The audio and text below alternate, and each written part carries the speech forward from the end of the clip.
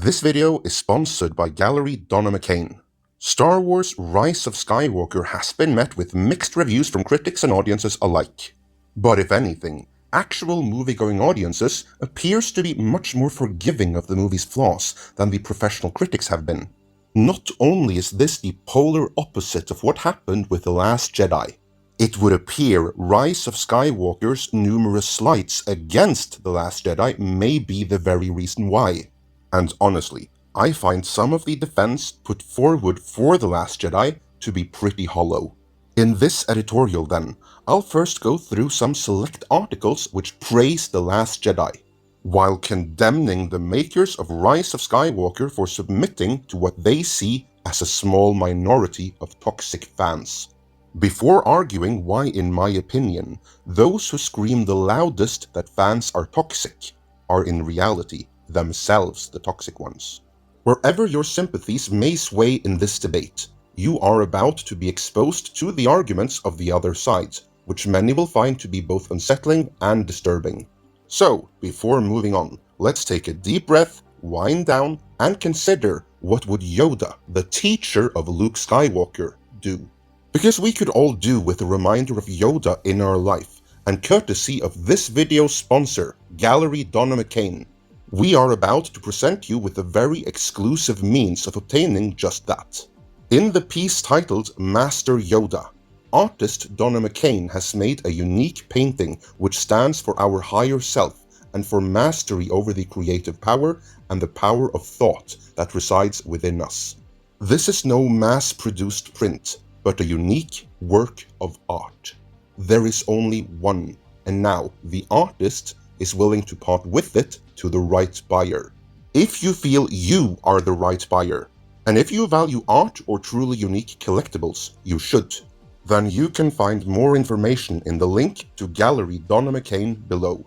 With that message out of the way, let's dive into the topic at hand. In an article published December 11th, the Nerdist boldly proclaimed that The Last Jedi didn't break Star Wars. Oh no, quite the contrary. The Last Jedi saved Star Wars. So after The Force Awakens, one of the biggest movies of all time, Star Wars was evidently in need of saving. Right, this should be interesting. Note that at the time when this was published, Rise of Skywalker wasn't out yet, but a New York Times article in which both J.J. Abrams, Daisy Ridley, and John Boyega, tacitly and with Disney's blessing, threw shade at The Last Jedi was out, and that is what this article is a response to. That didn't sit well with this article's writer, who points out that The Force Awakens had its fair share of production trouble too, and that Rian Johnson inherited a host of cliffhangers and half-finished story arcs from it. This is phrased in a way which suggests that this is not a good thing, so the article lost me right there. You see, The Last Jedi is part 2 in a trilogy. They're supposed to be cliffhangers and half-finished story arcs. That wasn't a problem that Rian inherited. It was a gift, and it was a gift that he was supposed to pass on at that. As those cliffhangers and half-finished arcs were supposed to be progressed further and finally closed off in part 3. The fatal mistake Rian Johnson did was close off the cliffhangers and half-finished story arcs in what was supposed to be the middle chapter, thereby causing original Episode 9 director Colin Trevorrow to drop out, and forcing replacement director J.J. Abrams into the position of wasting screen time setting up a brand new story from scratch. The article also claims that The Last Jedi, and I quote from it, didn't smear the legacy of characters so much as it deepened and matured them. It made them better. Leia's loss of faith and Luke's restoration of that hope, for her and for a galaxy, cracked open a universe of possibility. Except it didn't. Luke Skywalker was dead by the movie's end, and Leia was alive. Alas, actress Carrie Fisher died a year before the movie opened, so that universe of possibility really boiled down to painting Episode 9 into the corner where they had to Weekend at Bernie Leia into some of the most awkward scenes ever put on film. The article does in no way, shape or form argue how The Last Jedi supposedly saved Star Wars, but it does go into great detail about how toxic the fans are. Points of complaint include that fans are too obsessed with idol worshipping, and positively vile for allegedly bullying Kelly Marie Tran off social media, despite her actually never having said that is what happened.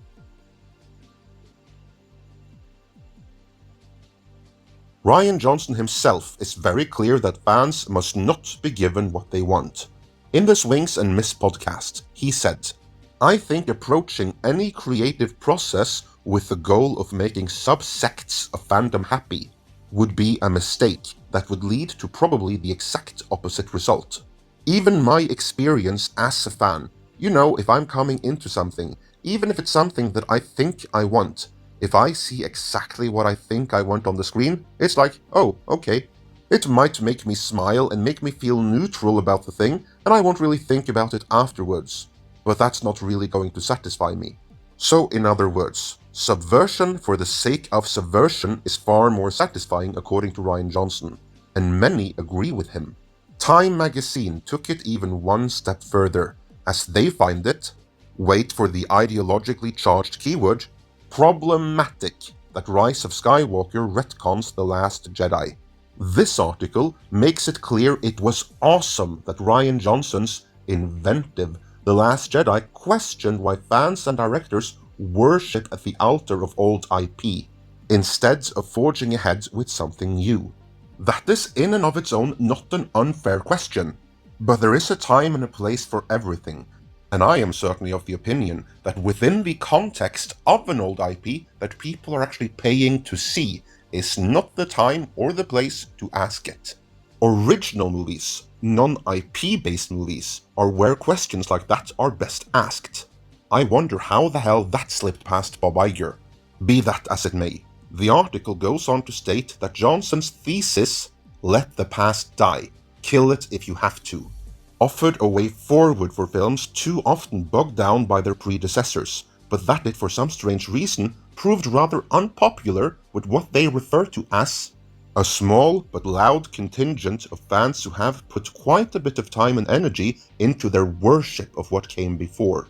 Next, this contingent are naturally labeled as racist and sexist, and the Kelly Marie Tran thing is brought up yet again. But they go one better, for the Times invokes both Leslie Jones of female Ghostbusters remake fame and Captain Marvel to boot, before bemoaning that the small but loud contingent of critical fans of all of these is the one that Rise of Skywalker capitulated to. A number of examples of Rise of Skywalker undoing The Last Jedi are listed, before the article snidely concludes, "So much for killing the past." Forbes continues with the headline, "How the desire to erase The Last Jedi doomed Rise of Skywalker." The article reads as a long defense of Rian Johnson, before asserting that the Rise of Skywalker shot itself in the foot by caving into the quote-unquote hardcore fans at the expense of quote-unquote the general moviegoers, of whom writer Scott Mendelson evidently counts himself as one of. But honestly, I don't think he is. I don't think anyone writing these articles really are.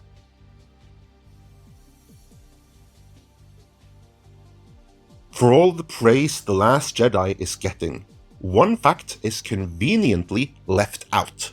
While it opened just 20-something million below the at the time record-shattering opening weekend of The Force Awakens, it fell short of its total gross by an incredible 700 million.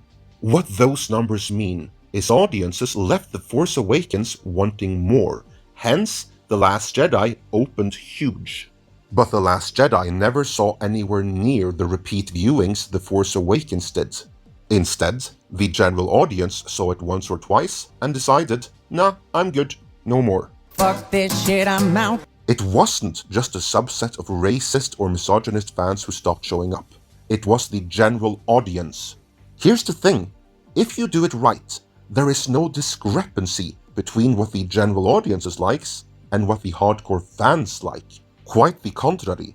If the filmmakers are able to capture what the fans like, then the general audience will come too, because then they'll suddenly see the same appeal that the fans always saw. That's why Marvel Studios is such a roaring success. Kevin Feige never tried to subvert expectations. He tried encapsulating what always attracted fans to the comics and putting that on the big screen. The end result of that strategy was Avengers Endgame, the biggest movie of all time. Star Wars Rise of Skywalker by rights should have rivaled it, but it didn't. In my opinion, the reason for that is that instead of treating the fans like the focus group of the general audience that they are, they treated the most avid of fans as enemies. Rian Johnson went out of his way to subvert for the sake of subverting, while the surrounding PR machine went out of its way to gaslight the fans as toxic. I'm not saying there aren't toxic fans. There are, but not nearly as many as the news would have you believe. And worse still, many more fans that otherwise wouldn't may have become toxic, if you will, from the constant gaslighting alone. This is the irony. Those who are loud and judgmental and very quick to blanket state others as toxic are more often than not themselves the truly toxic ones. Alas, such toxicity has a tendency to breed more toxicity. That is something I appreciate the tone in Rise of Skywalker's marketing campaign for. It may have seen that gaslighting fans hardly ever works. A little humility goes a long way.